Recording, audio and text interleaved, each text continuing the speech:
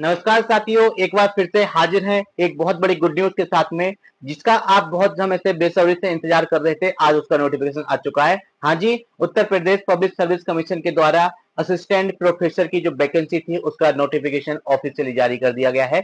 आज की डेट मतलब 4 सितंबर को आपका ऑफिशियल नोटिफिकेशन जारी किया गया है। और अच्छी बात यह है कि आपके आवेदन भी आज की तारीख मतलब 4 सितंबर से ही स्टार्ट हो जाएंगे और आपके जो एप्लीकेशन फॉर्म है वो आपके ओटीआर के माध्यम से भरे जाएंगे। तो देखते हैं हमारे नोटिफिकेशन की जो महत्वपूर्ण बातें हैं क्या क्या है।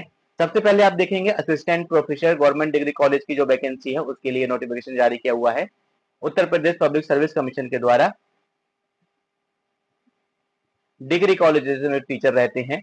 आपका डेट ऑफ ऑनलाइन एप्लीकेशन का साफ साफ लिखा हुआ है 4/9/2025, मतलब आज की डेट से ही आपके फॉर्म फिलअप होना स्टार्ट हो जाएंगे। लास्ट डेट का आप इंतजार प्लीज मत कीजिएगा। फिर भी एक बार लास्ट डेट देखते हैं क्या है। तो लास्ट डेट 6/10/2025 है, मतलब आपका 6 अक्टूबर को लास्ट डेट है आपके फॉर्म सबमिशन और फी सबमिशन की। साथ ही साथ थोड़ा सा इन्होंने करेक्शन का भी टाइम दिया है। Last date for the correction या modification in the submitted online application and fee. ठीक है, तो इसमें है आपका 13/10/2025, मतलब 13 अक्टूबर तक आप अपना करेक्शन भी कर सकते हैं। तो सारी डेट स्पष्ट है, ध्यान से अपना फॉर्म जरूर भर लीजिएगा। याद रखना आपके जो फॉर्म है वो फॉर्म आपके ओटीआर के माध्यम से भरे जाएंगे। अगर आपने ओटीआर अब तक नहीं किया है तो ओटीआर आप समय से कर लें, पर याद रखना ओटीआर करने के 72 घंटों के बाद ही आप अपना फॉर्म भरना शुरू कर पाएंगे, अगर आपने नया नया ओटीआर किया है तब। अगर आपका पुराना ओटीआर है, आपके ओटीआर अलग अलग आयोग के अलग अलग हैं, तो ऐसा नहीं है कि एक ही ओटीआर आपका हर जगह काम कर जाएगा। यूपीएससी का ओटीआर अलग है, यूपीपीएससी का ओटीआर अलग है। आपका Uttar Pradesh public service commission के द्वारा असिस्टेंट प्रोफेसर का जो एग्जाम है कंडक्ट कराया जाता है। तो यूपीपीएससी की साइट पर जो आपका ओटीआर है, जैसे कि एलटी गेट या फिर जीआईसी का जो ओटीआर था, वही ओटीआर आपका काम कर जाएगा। अगर आपका किसी और वेबसाइट पे ओटीआर है या आयोग पर ओटीआर किया हुआ है तो वैलिड नहीं रहेगा, आपको इसी आयोग की वेबसाइट पे आके अपना ओटीआर करना होगा। ठीक है, और देखते हैं क्या है इसमें फीस। फीस की इंपॉर्टेंट बात देख लीजिए। आपका फीस जो है 125 रुपए है। ठीक है, अलग अलग कैटेगरी के हिसाब से चेंज हो जाती है। अगर मैं अनरिजर्व की बात करता हूं तो इन्होंने 100 रुपए फीस की बात की है, साथ ही साथ टोटल 25 प्रोसेसिंग फीस, कुल मिला के 125 रुपए जाते हैं। ठीक है, अगर शेड्यूल कास्ट की बात करें या फिर टाइप शेड्यूल की बात करते हैं तो उनके लिए इन्होंने 65 रुपीज लिया है, मतलब 40 रुपए फीस प्लस 25 रुपए आपका प्रोसेसिंग फीस। प्रोसेसिंग फीस ये हर किसी से ले रहे हैं। ऐसे ही अगर हम पीडब्ल्यूडी की बात करते हैं तो पीडब्ल्यूडी के लिए कोई भी फीस नहीं है, लेकिन प्रोसेसिंग फीस तो देनी ही पड़ेगी। वहीं एक्स सर्विसमैन की बात करते हैं तो उनको 65 रुपीज दी गई है, जिसमें 25 रुपए आपकी प्रोसेसिंग फीस और 40 रुपए आपकी एग्जामिनेशन फी है। ठीक है, तो आप सारे अपने हिसाब से ये देख सकते हैं, जिस भी कैटेगरी में अप्लाई करते हैं उसके अकॉर्डिंग अपना अपना पेमेंट देख सकते हैं। इंपॉर्टेंट बात क्या है, इंपॉर्टेंट आपका सेक्शन 3 है कि आपका जो एग्जाम है वो एग्जाम आपका प्री और मेन होगा। और मेन कैसा होगा आपका, मेंस आपका रिटन एग्जाम होगा। ठीक है, मेंस आपका रिटन एग्जाम होगा और आपका प्री जो है वो आपका ऑब्जेक्टिव होगा। क्या इसमें कोई किसी प्रकार की नेगेटिव मार्किंग होगी, चलिए देखते हैं।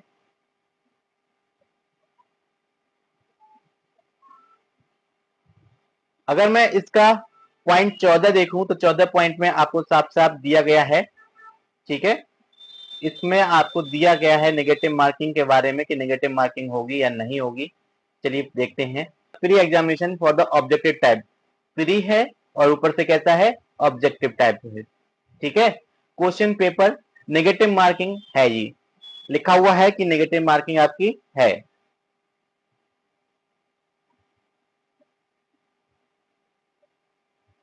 ठीक है, negative marking shall be impose for wrong questions या wrong answers given by the candidate which is below. आपका 1/3 है, 0.33। ठीक है, 0.33 माइनस के मार्क आपको दिए जाएंगे for each wrong answer given by the candidate. याद रखना 1/3 आपकी माइनस मार्किंग है, 3 गलत आंसर हो जाने पर एक सही आंसर काट लिया जाएगा। ठीक है, और एक चीज इसमें और है, मिनिमम क्वालिफिकेशन या फिर मैं कहूं मिनिमम क्वालिफाइंग मार्क्स जो हैं वो इन्होंने रखे हैं वो क्या है कि minimum efficiency standard for SC ST क्या है, SC ST के लिए 35% देते हैं कि आपका जो मिनिमम जो है 35% आपके मार्क्स आना कंपलसरी है। वहीं अगर मैं और कैटेगरीज की बात करता हूं, साथ करें categories shall not be placed in the merit list if they have secured less than 35। Obvious सी बात है कि इन्होंने एक क्राइटेरिया सेट कर रखा है कि अगर 35% आपके आते हैं तो आप आगे मेरिट में काउंट होंगे, मेंस एग्जाम देने के लिए क्वालिफाई होंगे, और अगर वहीं आपके 35% से कम आते हैं तो आप मेंस नहीं दे पाएंगे। बात करते हैं हम अलग अपनी ओबीसी कैटेगरी की, ठीक है। The candidate of other categories 40%, ठीक है। आप अगर जनरल के हैं या ओबीसी के हैं तो आपके लिए 40% मिनिमम क्वालिफाइंग मार्क्स हैं कि आपको प्री में 40% तो लेकर आना पड़ेगा, उसके बाद ही आप मेंस में जा पाएंगे, अदरवाइज आप मेंस में नहीं जा पाएंगे। तो आई थिंक आपको इतनी इंपॉर्टेंट पॉइंट आपको समझ में आ चुके होंगे। अब हम बात करते हैं जो आपका प्री और मेंस होगा उसमें कितना कौन सा पोर्शन आएगा उसके बारे में बात करते हैं। चलिए देखते हैं कहां पर लिखा हुआ है प्री और मेंस के बारे में। जी ये देखिए अपेंडिक्स 2 जो है आपका, इसमें आप साफ साफ देख सकते हैं आपको लिखा हुआ है। तो आप देख सकते हैं परीक्षा योजना कुछ इस प्रकार से है कि आपकी जो प्रारंभिक परीक्षा होगी मतलब प्री जो होगा वो आपका ऑब्जेक्टिव टाइप होगा, ठीक है। प्री कैसा होना है आपका, प्री आपका ऑब्जेक्टिव टाइप होना है, और साफ साफ लिखा हुआ है वस्तुनिष्ठ मतलब ऑब्जेक्टिव टाइप, ठीक है। प्रश्न पत्र कितने होंगे, सिर्फ एक प्रश्न पत्र होगा, उसके अंदर 120 क्वेश्चन आएंगे। 120 को भी इन्होंने दो भागों में बांटा होगा।